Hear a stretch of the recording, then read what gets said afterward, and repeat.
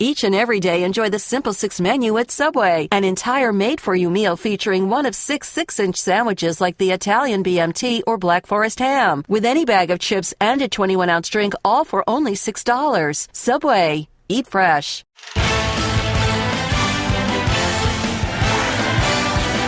Welcome to the Grantland Basketball Hour. Here's Bill, Jalen, and Zach. Welcome to the Grantland Basketball Hour. That's Grantland's Zach Lowe. That's Grantland's Jalen Rose. Yes, that's right. indeed. We're claiming you for this. Teamwork makes the dream work. The hardcore playoff preview. Very excited for this. We're going to break down as much of the playoffs as we can, and also leave some stuff for the 25 most intriguing players of the playoff special, which we also have coming. I want to talk about urgency. Urgency levels, because we have some teams that have a little bit of urgency with these 2015 playoffs. Do we have a rock song that happened like 40 years ago? Anything? Oh! Foreigner! We're officially an ESPN sports show because we're using a rock song from 35 years ago. So let's talk about the Spurs Don't first. get fired, Bill. Come on. The Spurs first. Urgency level for them, in your opinion. High. I mean, this could be the last ride for Tim Duncan and Manu Ginobili. They have Kawhi Leonard and Danny Green, the best young combination of wing players in the league, both heading into free agency. Who knows what happens with Popovich if Duncan retires? I mean, and what's the one thing they've never done in 15, 18 years together? Repeat as champions. A lot of urgency. I thought you were going to say make people like the Riverwalk. I'm not commenting on the Riverwalk. No comment. So let me get this right. The Spurs, with 5 championships, need to have urgency because they haven't won back-to-back ones? Yes. That's not urgency. That's a media narrative. Oh, my goodness. History. No question. The Spurs are playing with borrowed money, literally. Wow. Just think about this. Tim Duncan is going to go down as the greatest power forward ever. Tony Parker and Manu Ginobili will be in the Hall of Fame. Pop is going to go down one of the greatest coaches of all time if they never win another one. Kawhi Leonard has already been Finals MVP and will be a max player. I actually agree with Jalen. I don't think they have a ton of urgency, but at the same time, yet again, they could reinvent the legacy here. If they go the back-to-back, the 6, Duncan walks off into the sunset. You know, you think about the 69 Celtics, which was Russell's last title, 11-13. He retired after the year. Sam Jones retired after the year. That team did not have home court advantage in any series. And now the Spurs, because they lost in the last day of the season, they're going to be a 6 seed. Conceivably, they're not going to have home court until the last series. If they play Cleveland, they've have it. Does that even matter? It does matter because since the 16-team format in 1984, only one team that's been a 6 seed has won the championship. And that was the Houston Rockets, who, like the Spurs, were trying to go back-to-back. Right. So it has been done. But for the Spurs, again, they're playing with house money, and we all know it. And as a 6 seed, they showed us on the final day of the regular season that they didn't have that urgency, Zach, which is why they lost to the Pelicans, a young team that was excited about being in the playoffs. Only, I think, 4 top 3 seeds since '84, since they went to 16 teams. Only 4 times has a top 3 seed not made the finals. Should we just cross off everyone else and just look at the top 3 seeds? You look at the Spurs could theoretically go Clippers, Rockets, Warriors, all on the road to get to the finals. Man, I don't care how good you've looked in the second half of the season. I don't care how good Kawhi Leonard has looked. Top 10, top 12 NBA player right now. That's brutal. All right, next urgency level, we have the Bulls. This was Jalen's suggestion. Jalen, you thought the Bulls needed to be on this list. Why? The opposite of the San Antonio Spurs. They have one of the best coaches in the league that we all know won't be there next year, and he's going to get a max deal with another team. They have a homecoming king in Derrick Rose that's trying to deliver a championship. Can he stay healthy? You have most improved player Jimmy Butler. Can he show up in the playoffs? Pau Gasol playing up front. The health of Noah, the health of Gibson, the emergence of Mirotic. A lot of questions for this Bulls team. If they play to a maximum level, they could knock off the Cleveland Cavaliers in the second round. I feel nostalgia already for the Tom Thibodeau era. Tom Thibodeau on the sidelines yell, ice, ice, ice. I'm nostalgic already because wouldn't it be a shame? It just feels like the end is already here. Yeah. And for that era of all this grit and grind defense, to use a Memphis term, all the great regular season success they've had, if they get to one conference finals and lose in 5 to Miami 4 years ago, and that's all, I mean, that's not all. A lot of success, a lot of earlier playoff run success. It feels like a shame, and it would also feel like a shame if they can't get rolling at all in the playoffs because they have a lot of talent and they've shown glimpses this year of, like, if everyone's healthy and they're kind of healthy, they could be a special-ish kind of team. I'd like to see it at least. Give one last chance. You think about spring of 2012. OKC was the team of the decade in waiting. Miami was a potential dynasty. Chicago had an MVP who was coming back, and they seemed like it was going to be Miami versus Chicago that whole decade. And now think about it. Miami misses the playoffs. OKC misses the playoffs. Chicago is now in this weird Thibodeau zone where this might be it. Now Fred Hoiberg might come in. Who the heck knows? It's just, do we overrate sometimes how fast things can turn in the NBA? Or underrate, I should say. I don't think so, because basketball and sports happen in dog years. Like, how long ago was Linsanity? That seems like it was 10 years ago, and that month got him a new contract and changed his life. Yeah. But for the Chicago Bulls, a team that you would think that they would be building around Coach Thibodeau, because we know he's one of the best coaches in the game. Yeah. This will be his last year with that team, and he's going to be somewhere else. I still think that. But now that New Orleans made the playoffs, I don't think that job's going to be open. I think they stick with Monty Williams for another year. Basically, you look around, there's not a lot of great jobs that's going to be open unless Oklahoma City opens up. Orlando's interesting, but I don't know if that's good for Tibbs. Any other teams I'm missing? You just hit them. And by the way, it's insane that Monty Williams and Dell Demps, based on finishing one game ahead or a tiebreaker ahead, will keep their jobs versus getting fired. That's not how good organizations make decisions. They're either the guys or they're not the guys. And that's really one Anthony Davis bank shot buzzer beater against Oklahoma City is the basis for those guys. You either like them or you don't. Tibbs, what if he comes back to Chicago? Maybe there's not a lot of urgency. Next team, the Cavs. You feel like there's more urgency than Jalen feels like because we spoiled in the pre-show meeting. We know what our Chandler's takes are. Well, I just feel like, look, the Cavs, it was like happy-go-lucky, LeBron's back, this is fun, and it could be a process, that's fine. Then they made all those midseason trades where they got Mozgov, Shumpert, Smith, and took off into the stratosphere. And when you're that good and the East is that bad, we just talked about it. Opportunities like this don't come around all the time. LeBron's 30. 42,000 career minutes. Kevin Love's a free agent. They can talk about it's a long process and David Blatt's a rookie. Like, this is there for the taking for them, and you got to take advantage. I agree with you, but for all different reasons. The number one reason is that Kevin Love will be one and done with the Cavs. Ooh. So it's very important why you have one of the top players. Is that a proclamation or a prediction? I think he and Rajon Rondo will be Lakers next year. Ooh, I think the Lakers going to find a way to add both of those players. I always pay attention. So because of that, he's considered to be having a down year. He's averaging 17 and 10. He's still one of the top 10 players in the Eastern Conference. You want to win while that guy's on your roster. LeBron doesn't have urgency. He took 2 weeks off during the year. He know all he has to do is win one championship. Not in Miami, under Riley, under Spo, there's urgency. Because you got to practice every day. You got to take off the 2 chains in practice. You got to compete on every play.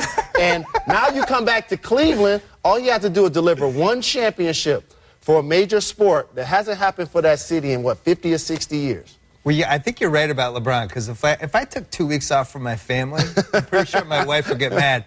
The urgency comes from the city. They haven't won a title since 1964, and they can say what they want about it. It's so great to have LeBron back. This matters. Like, we're talking 51 years now where, they haven't even really sniffed this good of an opportunity yet. They're minus 300 to win the East right now. I mean, they're basically, I would be shocked. I can't see any scenario where they don't make the finals. I just can't. The city of Atlanta is watching this show. I know. Well, I think the Cephalosha injury hurts, and I just think LeBron and Kyrie, it's going to be too tough. The urgency for the Cavs is now self-inflicted because you add J.R. Smith, you add Shumpert, you add Mozgov, and actually improve. Thank you, New York Knicks. You have injuries to the Bulls, and Atlanta just comes out of nowhere and punches the entire Eastern Conference in the mouth. So because of that, now their opportunity is handed to them on a golden platter. And it reminds me a little of what the situation I thought OKC was in heading into the 2013 season, where you have LeBron and Kyrie together, and they're healthy. And there's really 2 of the best 7 scorers in the league. They're on the same team. We don't know how many years in a row they're going to have this with those guys and the right people around them. And it's just set up. It just seems like it's on a platter. The Warriors, urgency. I think higher than people might think, right? I mean, they're like a new team. They're kind of cool. Clay and Steph are young, but they've got Draymond Green heading into free agency, and they're going to be facing luxury tax penalties, which means they might have to trade a player. And Andre Iguodala and Andrew Bogut, 2 of the 6 or 7 most important guys on the team, are getting up there in years and have kind of bodies that may break down sooner or later. I mean, it's no guarantee that this particular team goes on forever. And by the way, they carry a lot of, like, the weight of history, right? They could be an all-time single-season team. Yep. They could, for once and for all, shut up all the loudmouths who say that a jump shooting team can't win the championship, even though two jump shooting teams just won championships. No two jump shot shooting teams. The San Antonio Spurs do not play like the Golden State Warriors or like the Phoenix Suns played. I'm going to give you one position to show you the difference. Power forward. Draymond Green is spotted up around the three-point line, not creating offense. Tim Duncan is on the post, creating offense. Boris Diaw's on the post, creating offense. Kawhi Leonard is on the post, creating offense. Did you think LeBron's Miami was a jump shooting team? I think LeBron's in theory, because he could go down there a little bit. Yeah, they were inside out. Yeah. Absolutely. And remember, he and Wade gave up shooting threes totally. Yeah. In order to attack the basket. While the Golden State and Tony Parker, their point guard, has led the league in points in the paint. They penetrate the basketball. Now, Golden State, like the Suns, they play from the outside in. They have 2 top 10 scorers in their backcourt. That hasn't happened since the 70s. West and Goodrich. They have to show, can a jump shot shooting team still win a championship? And I think they can. And by the way, everyone calls them a jump shooting team. They also have the best defense in the NBA. Like, if defense wins championships, that's what all the old school guys say. They have the #1 defense. But yeah, they should feel like this is a big chance for them to make some history. I'll throw a name out there for you. Can't be a tease. Harrison Barnes. He has to show up. They need him to play quality minutes. Sometimes Harrison doesn't show up. The playoff experience thing is such a huge thing, I feel like. You look at this team, they didn't win a playoff series last year. NBA history says that's not great. Those are the 4 teams in 40 years that won the title after they didn't win one before. I remember with the 08 Celtics, they were dominant. They were probably one of the best 2 regular season teams since the MJ Bulls the last 18 years. They get to the playoffs, the Hawks take them to 7.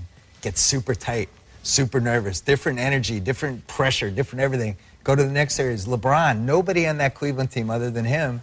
He takes them to a Game 7. It's got to be a Paul Pierce-LeBron shootout.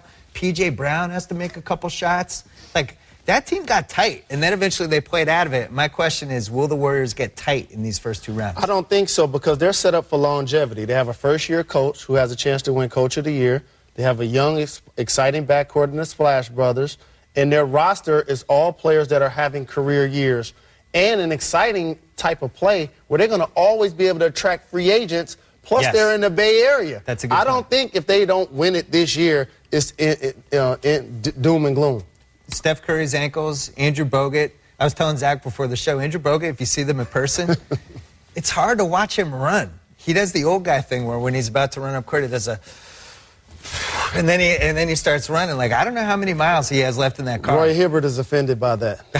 I'll tell you, though, the playoff experience thing, they lost in the first round last year without Bogut. Game 7. 2 years ago, they had the Spurs on the ropes in the second round. And, like, not a lot of teams go to San Antonio in games 1 and 2 and damn near sweep those 2 games. Should have swept those 2 games. That holds a lot of water for me. I'm not worried about the experience level that much. Last team.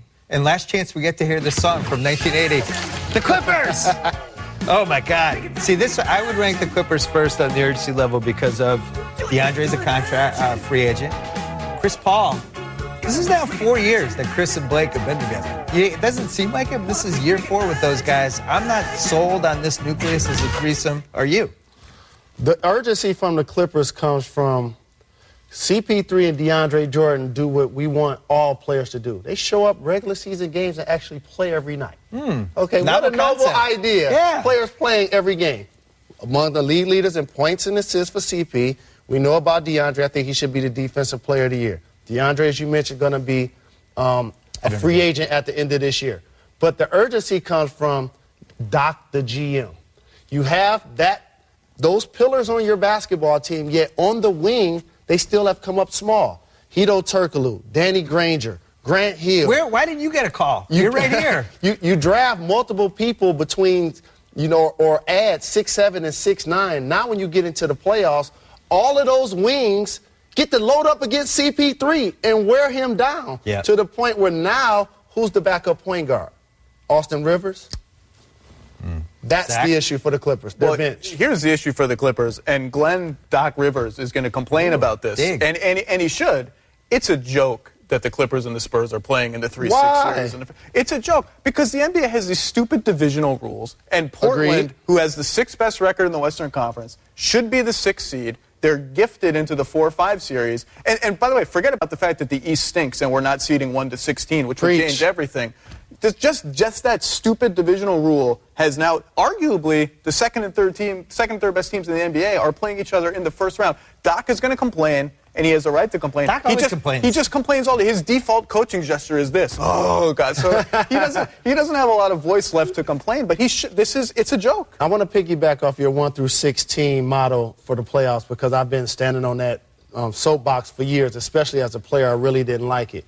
For those that say it's not fair for one conference that plays an unbalanced schedule, 50 or 32. Well, that's how you keep the integrity of the conferences. You still allow that to happen. But once that plays itself out, whoever wins the division, congratulations. Put the banner up, do it at a home game. The rest of the world doesn't care. But for the playoffs, it should be the best 16 rosters. And I know your Celtics are in, and I know the Nets are in. That's right. And you didn't say, you said last week they weren't going to make it. Because you were looking at the schedule and being a homer, and you knew that the Cavs, you knew that the Cavs are going to tank and let them get into the playoffs. 2 quick points, and we got to go to commercial. 1, Spurs Clippers. I love it. I feel completely different than you. The Spurs could have avoided it. Hey, how about this? Go in the Smoothie King Center and beat New Orleans. Smoothie King Center. Is that what it's called? Yes. Smoothie King Center? Yeah. So do that. Then you would have avoided the whole thing. Fair. And then I can't remember my second point. So let's go to commercial. Urgency. Coming up, we'll give our first round predictions. You're we'll officially a host. Yeah, I'm definitely not a host. That was a great second point, too. Well, when you're a talking head, there's nothing better than making predictions that can then go wrong and then the fans throw them back in your face. I love that. So let's make some predictions. But first, I want to see the underdog odds. We may have found these on an offshore sportsbook, but those are the odds. So you bet 100, and that's what you'd win on those underdogs. And as you can see, the Wizards, Blazers, and Clippers all have about the best odds. The interesting part there, the Clippers, home. They have home court in Game 7, still underdogs. Not a lot of believers in the Clippers. So let's talk about best bet to pull off an upset in round 1. Go, Jalen. The best bet to pull off an upset. Oh, you did it correctly. Going with the Dallas Mavs, the 7th seed in the Western Conference. They get a really good shot playing against the Houston Rockets. What are we going to get from Dwight Howard? No Patrick Beverly, no Monty Eunice. They live and die by the three-point shot. The Mavs have a great chance as a 7th seed. They do look tasty. What do you think, Zach?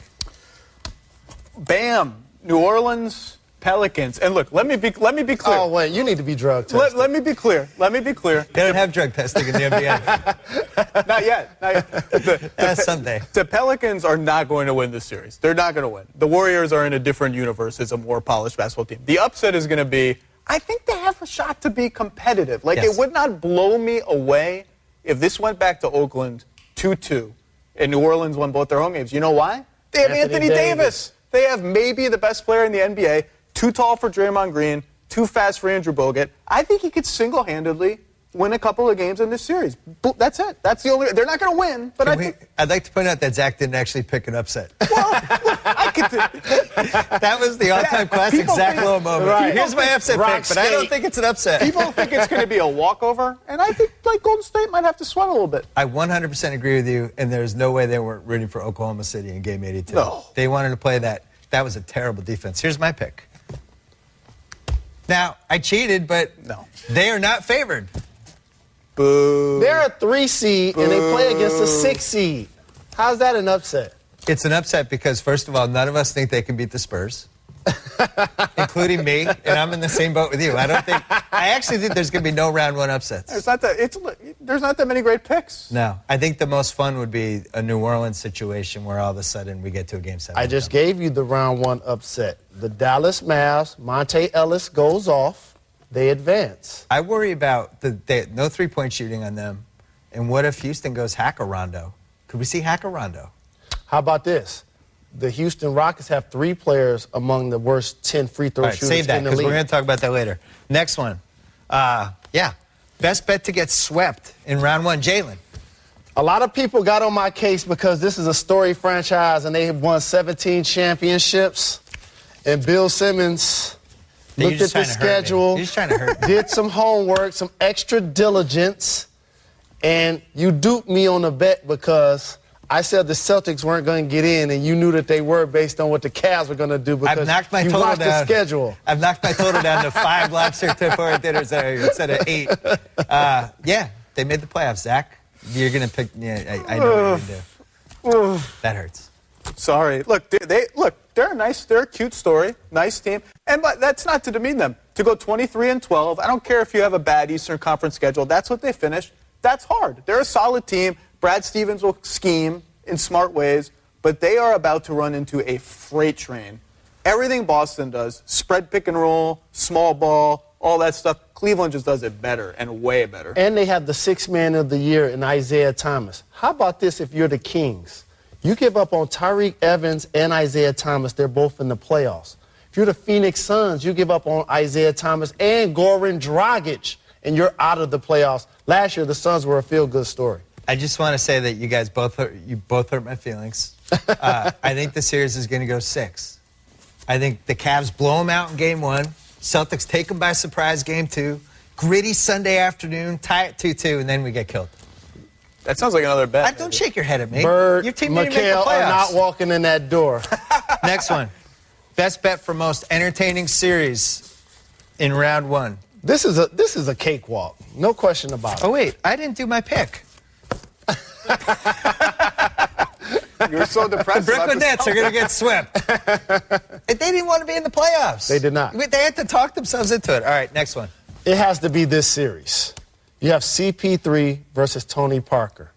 You have Tim Duncan going for a historic 6th championship. So many storylines in this one. The best 2 teams in either conference facing off in the first round.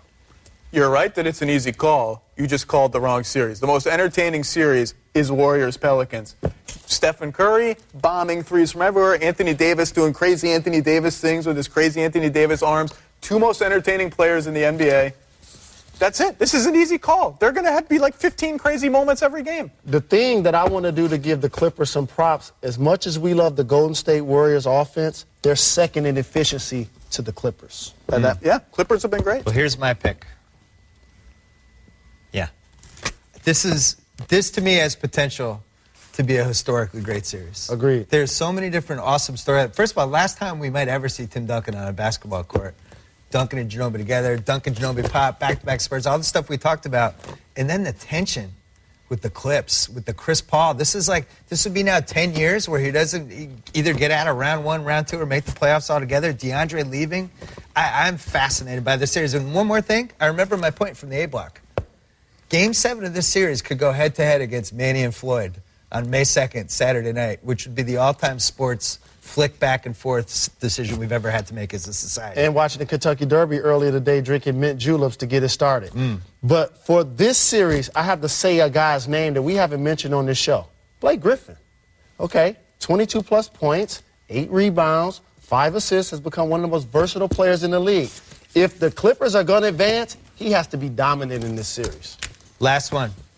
Best bet to win the internet in round 1. This is, I should mention, this is an important award because last year, I think about round 1, Damian Lillard won the internet.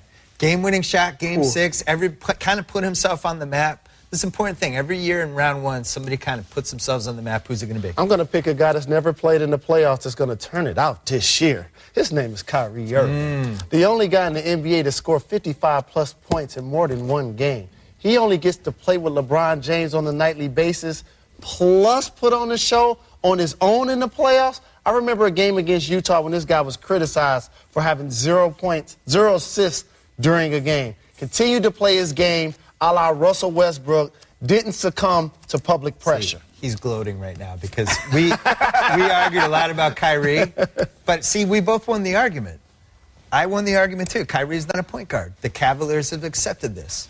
They put him over there. He's basically a scorer. He's used as Dwayne Wade. He's not a point guard. He doesn't play point guard. LeBron has almost 8 assists a game. I got a secret for people who want to hide behind positions. Yeah, I know. You're. Who's he guarding every night? The point guard. And who's guarding him? The point guard. When you have a 6'8" guy handling the ball, a 3 and 4 are guarding him. The point guard is going to be guarding Kyrie. LeBron James is the point forward of that team. You coined power guard.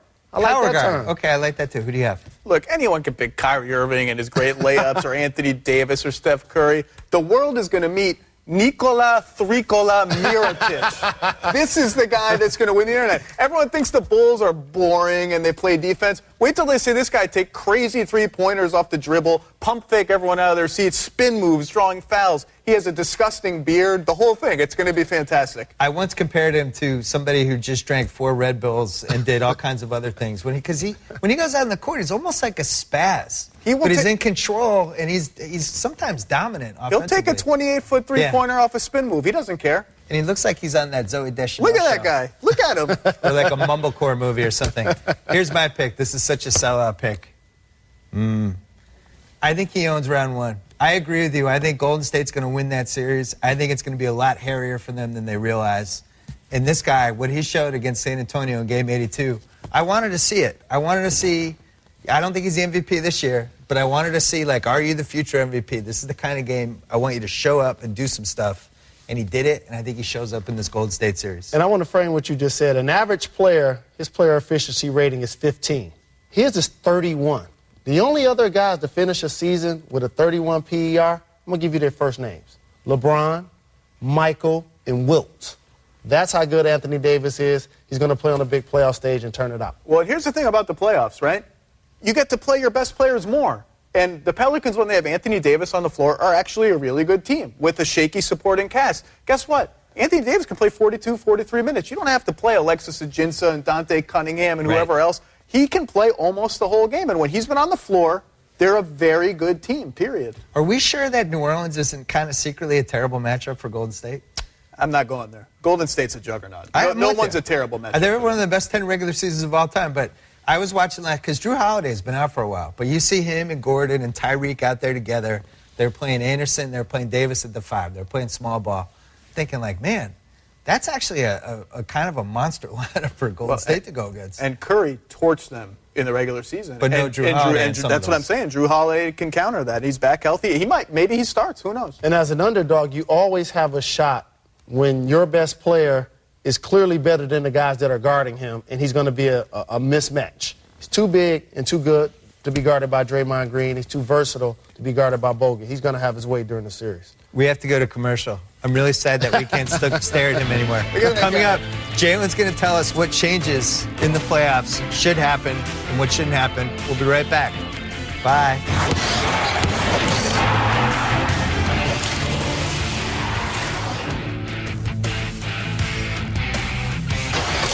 Well, Jalen Rose is a lot of things. He runs a school in Michigan. Thank you. You're on TV. You played in the Fab Five. And now you're an author.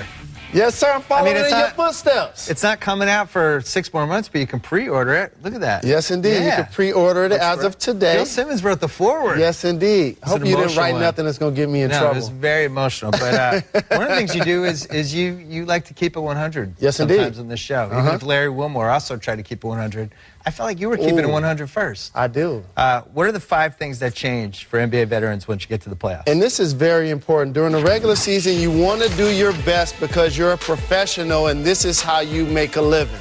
But once playoff time comes, it's less me, more we. No individual accolades mean anything in the playoffs except the final score. Advance, move on, try to get as far as you can. The team's success will determine if everybody gets paid in the end. Number 4, the good one for David Lee, benching. During the regular season, a coach may get upset at you, but it's a long season, so they'll stay patient. But during the postseason, you have a short leash and you'll get benched. And I'm looking at you, Niko Mirotic, a rookie playing on a team like the Bulls. When you make a mistake, now all of a sudden, the coach doesn't allow you to play extended minutes. You got to get the veteran in there that you feel may not be as talented, but you may be able to trust. Number 3, one of my favorite words, animosity. No doubt about it. The playoffs is just that. You have to beat a team 4 times in 10 days. And usually, the friendlier team is the one watching the next round. You have to dislike your opponent. Pay attention to the Clippers and Spurs series. Pay attention in the second round in the East if the Bulls play against the Cavs. That's what we want from our NBA players. That double-back look of Draymond Green, checking the license plate of a guy who hasn't played all year, bumping into me while I'm doing my national television interview. Number 2, no more flopping. No more flopping. You get fined during the regular season, but for an NBA player, that's just a night on the town. No whining. Don't be looking back at the official while all of a sudden your team is in transition. The game will be more physical. Somebody's actually going to bump into you during a basketball game. Oh, and by the way, once the ref makes a call, he's not going to change it. I promise you that. Good point. Number 1, one of my favorite subjects, coaching. During the regular season, it's all about your favorite player. You talk about MVP, Sixth Man of the Year, Defensive Player of the Year. It's checkers. It's a player's game. But during the playoffs, it's chess, a coach's game. There's no wonder why 4 of my all-time favorite puppet masters, Red Auerbach, Phil Jackson, Pat Riley, and Coach Pop, have over 50% of all distributed NBA rings. It's because they figured that out. This is the time of year when the coaches make a huge impact. The only thing I would add to that is home court advantage, because that's something, and you and I have talked about this a bunch of times on our podcast. Home court advantage, for whatever reason, has gone south in a lot of ways. Now, in Golden State, it hasn't. They're 39-2 at home this year, which is good luck. An all-time record. But there are some places, like the Clippers, I think, are a little vulnerable at home. And you go on down the line, like Atlanta, possibly. What home courts are you worried about in round 1? Of the good teams? Yeah. I think you just named, Atlanta is sort of a legendarily easy place to play, or a soft crowd. StubHub friendly. I think most of the crowds are pretty good, though. Houston's got a pretty good crowd. Dallas has a pretty good crowd. San Antonio's got a good crowd. I mean, you've got, Brooklyn has the worst crowd in the NBA. It's like you could hear a pin drop in there, but they don't have a chance anyway, so it doesn't matter. I remember they put together a team a couple of years ago where the owner said if they don't win a championship in 5 years, he's going to punish himself and get married. I got the ceremonies this summer. We have their picks, the Boston Celtics, in 2016, 17, and 18. So I'm now very vested in the broken interest. We're going to commercial. When we come back, we're going to talk about the Hack-a-Whoever strategy. What have we decided it is now? That doesn't rhyme. Shaq has been retired for 10 years. We were talking during the break, Jalen, about the things that change during the playoffs or don't change. You were saying a player should keep the routine that they have even during the playoffs, even if that means they go out until 4 a.m. You keep doing that during the playoffs? Some guys do the white picket fence, dinner with the family at 6 p.m. and in bed at 9. That's fine. Some guys just getting started at midnight. Michael Jordan was one of those guys. He would be at the Zach's casino, one of those guys. Gambling, doing what he had to do, relaxing himself, and getting ready for the game the next day. That's why you have all day, in the most cases, to prepare for a night game. So now, don't be out till 7 in the morning. Like 5. It's a regular season game, but 4 a.m. is okay. Well, you know what the lesson of the Hawks thing is? When you come to New York, a big city like that, don't go to the dumb clubs. Don't go to the meatpacking district on 10th Avenue where they have velvet ropes and $700 bottles. Just you're in New York. Go to the Village, find a nice wine bar, have a nice... They have the worst taste in clubs. Just stay away. So young NBA players, keep doing what you're doing, no matter what that is and how offensive it might be. All right, we're going to talk about what used to be called Hack-a-Shaq, and now it's like as a society, we've failed. We've never come up with a better name for it. But Zach, you feel like this is going to become the dominant, weird storyline of round 1. Explain. I think this could be, it burbles up now and then, right? People get concerned about, the game is too slow. I think this could be the watershed moment where the NBA really takes a more seriously look at changing the rules, because you've got Houston, Dallas. So Rick Carlisle is a mad genius. He's going to hack Josh Smith and hack Clint Capella and hack Joey Dorsey if Joey Dorsey even plays. Kevin McHale and Dwight Howard, you left that. And Dwight Howard, I forgot. They have so many bad free throws rules, I forgot about Dwight Howard. Kevin McHale might hack Rondo, who's shooting 30-something% from the foul line. And then the biggest one of all, Greg Popovich, who's hacking everyone lately, is facing DeAndre Jordan. But I wouldn't put it past Greg Popovich to start Kyle Anderson or somebody who's never going to play and just say, foul DeAndre Jordan until they take him out of the game. Foul him 4 times, foul him 5 times. I think that could he average 20 free throw attempts a game in this series? I think that's on the table. And you're not offended by this. You are old school. You got to make your free throws. Here's the thing. When all basketball players go into a gym, they do two things. They dribble and they shoot. We're not going to change the rules of basketball for 10 poor free throw shooters. That's 10 people in the entire league. Step up to the line and make your free throws.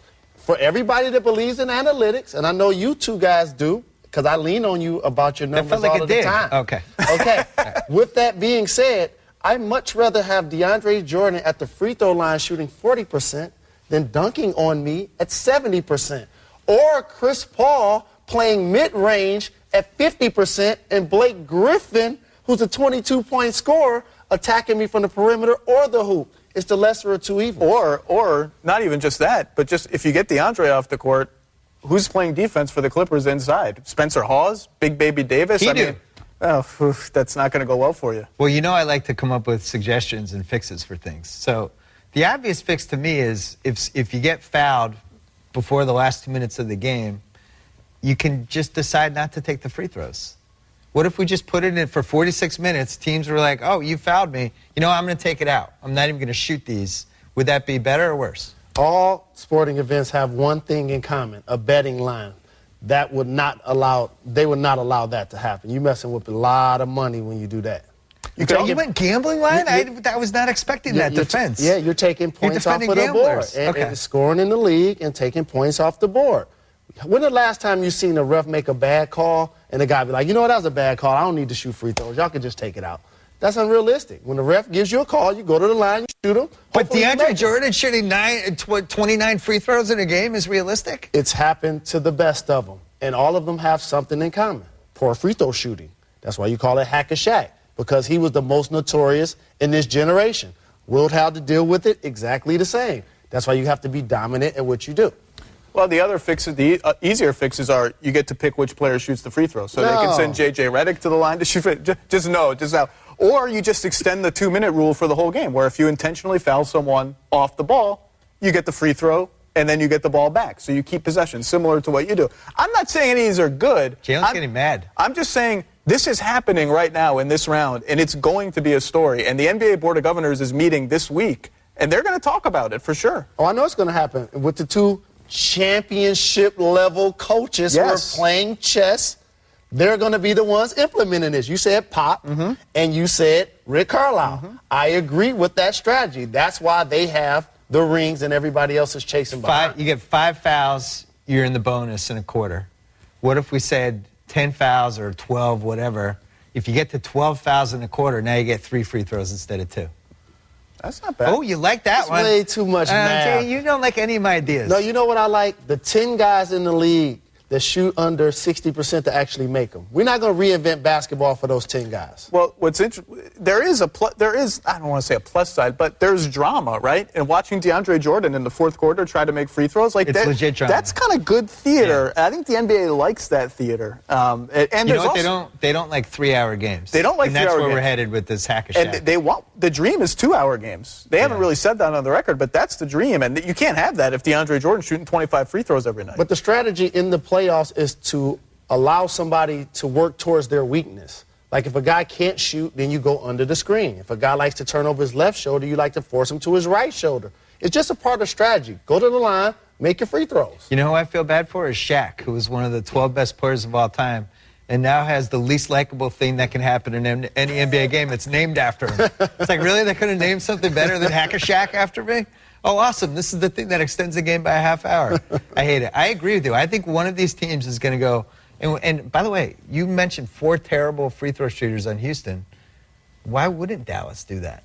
They're going to. I mean, Rick Carlisle does crazy, genius things every playoffs. He's going to pull tricks that we don't even expect. And Pop's been hacking guys who shoot 60% from the line during the last stretch of the regular season. Can you imagine what he's going to do with the guy who shoots 40%? And you know what else it does? It really distorts your offense. And it has the other 4 guys on the court like, man, make your free throws. Right. That's interesting. A little dissension. No doubt about it, because we know if DeAndre's not making them, now we have our leading rebounder, our leading shot blocker, and the guy that leads the league in dunks sitting on the sideline. We can't win if he's not in the game. Well, that's why I didn't vote DeAndre for third team All-NBA. Got to make your free throws. We got off Jalen's lawn. Coming up, we're going to give Kevin Love a new nickname. We'll be right back.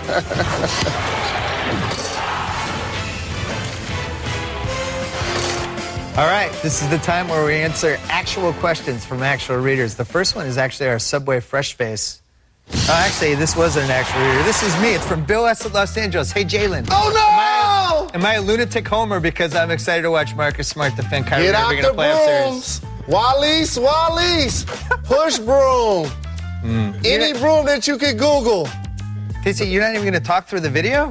That's how little of a chance I have to be excited?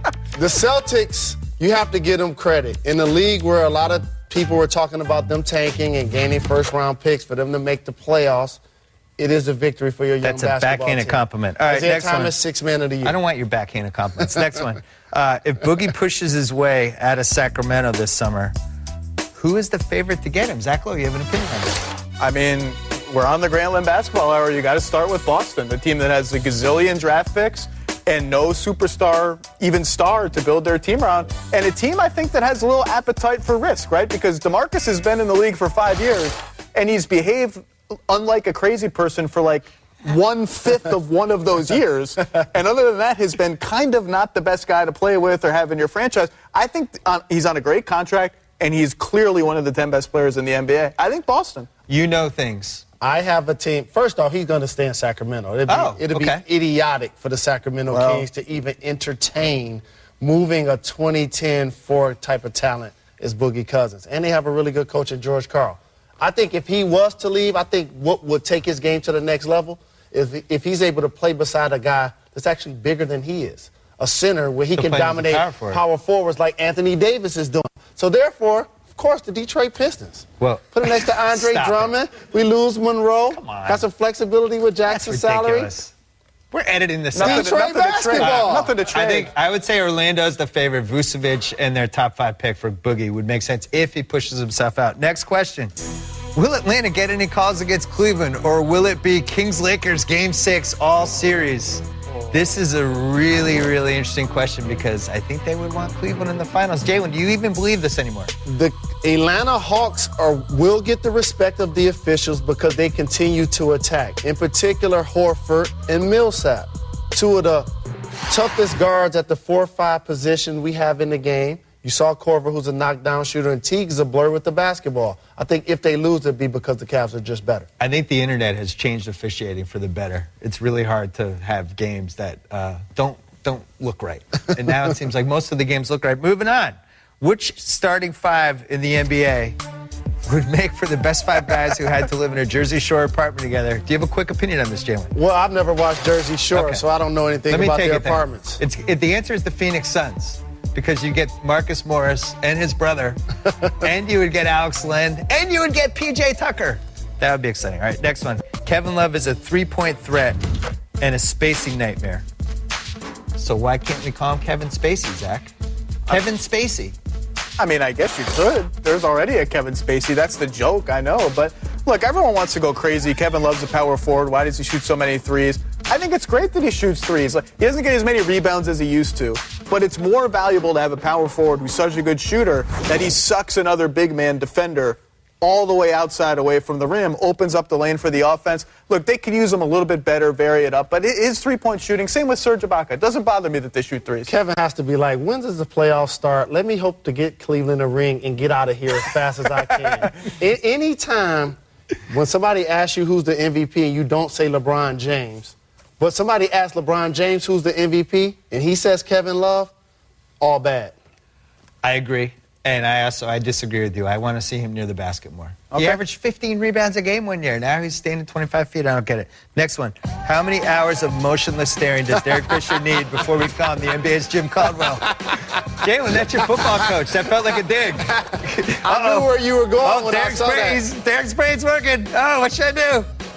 Either he has a terrific sense of calm, or he has some zen that Phil hasn't exposed the rest of the world to, because they've lost a franchise record in games, and I'm surprised he hasn't thrown a chair across the court or ran out and done something crazy to an official. That would be my book about the Knicks, a terrific sense of calm. The Derek Fisher era. A 5-time champion maybe strangle one of the players. He wears great suits, though. Great suits. Yeah. So he'd be cleaner than the board of he's got that health. going for him. All right, Jalen.